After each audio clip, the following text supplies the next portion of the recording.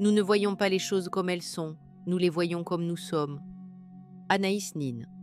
Avez-vous déjà ressenti que votre vision du monde semblait figée, comme si elle était enfermée dans un cadre invisible, dicté par des croyances que vous n'avez jamais vraiment remises en question? Ce cadre, c'est l'ego qui le construit, jour après jour, en filtrant subtilement la réalité à travers ses propres besoins et récits. Il nous fait voir, non pas ce qui est, mais ce qui conforte notre identité actuelle. Ainsi, l'ego agit comme une paire de lunettes teintées, déformant notre perception par des jugements, des peurs et des illusions. En façonnant notre regard sur le monde, l'ego cherche à maintenir son emprise. Il colore chaque situation de ses interprétations, nous enfermant dans une perception limitée, souvent rigide, où tout semble déjà décidé, ce qui est bon ou mauvais, possible ou impossible. Pourtant, cette version du monde n'est qu'une construction mentale, loin de la vérité infiniment plus riche, nuancée et expansive qui existe au-delà des filtres de l'ego. Comprendre l'influence de l'ego sur notre perception est un nouveau pas vers la libération. Alors, prenez un instant pour réfléchir. À travers quel filtre suis-je en train de regarder le monde? Quel récit de l'ego influence encore ma manière de percevoir les autres, les situations, ou même moi-même? Quelles sont les croyances sur lesquelles je base mes conclusions? En accueillant ces questions avec curiosité et en osant remettre en question les récits établis, vous ouvrez la porte à une réalité nouvelle. Un monde plus lumineux, plus vaste et infiniment plus libre. L'ego a une mission précise et constante, protéger l'image que nous avons de nous-mêmes. Pour accomplir cette tâche, il agit comme un filtre invisible, triant et sélectionnant les informations qui nous parviennent. Cependant, ce filtre ne nous permet jamais d'observer la réalité dans sa globalité, mais la déforme, la réduisant à une version simplifiée, marquée par nos croyances et nos attentes. Il façonne notre perception du monde, non pas en la laissant telle qu'elle est, mais en la modulant selon ce qui nous est confortable, ce qui nous rassure ou ce qui nous confirme dans l'image que nous avons de nous-mêmes et du monde. Ce processus nous enferme dans une réalité limitée, souvent figée et statique, qui ne correspond pas à la richesse et à la complexité du monde tel qu'il est. Prenons l'exemple d'une situation inconnue. L'ego, plutôt que de nous inviter à l'observer avec curiosité et ouverture, la soumet immédiatement à un jugement. Il cherche à comprendre. Est-ce dangereux? Est-ce une menace à ma sécurité ou à mon confort? Est-ce que cela me met dans une position vulnérable? Ces jugements instantanés, souvent sans fondement réel, limitent notre capacité à appréhender la situation dans sa totalité.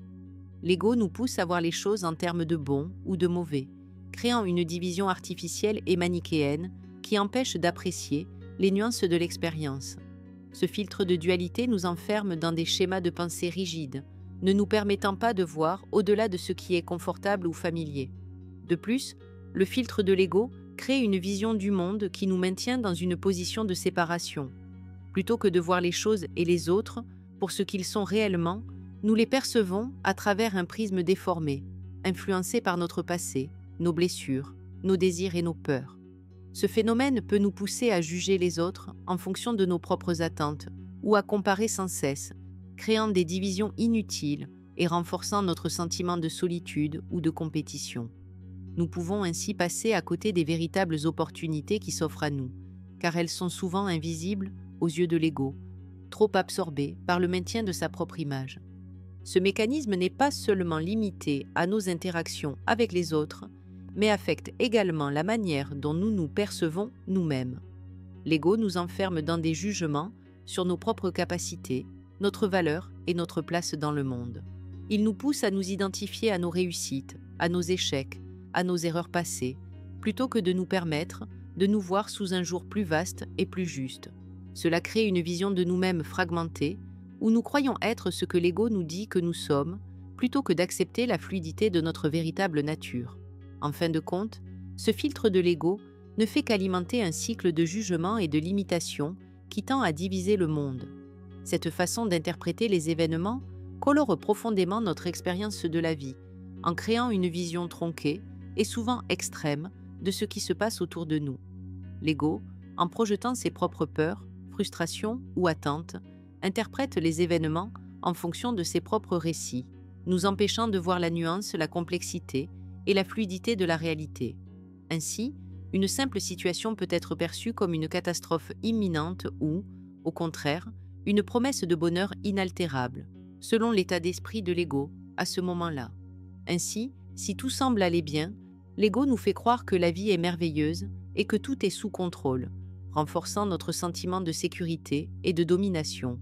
Mais dès que quelque chose dévie de notre perception idéale ou échappe à notre contrôle, l'ego réagit en interprétant cela comme un échec total, une menace pour notre identité ou un signe que tout va mal. Ce filtrage de la réalité crée une tension intérieure constante.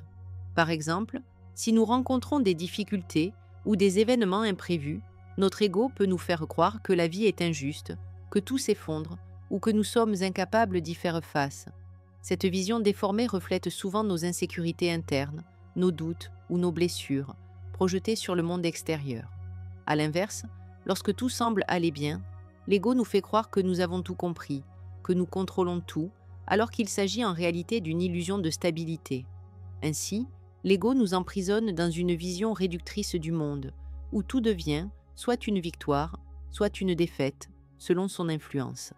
Cette vision manichéenne masque la vérité.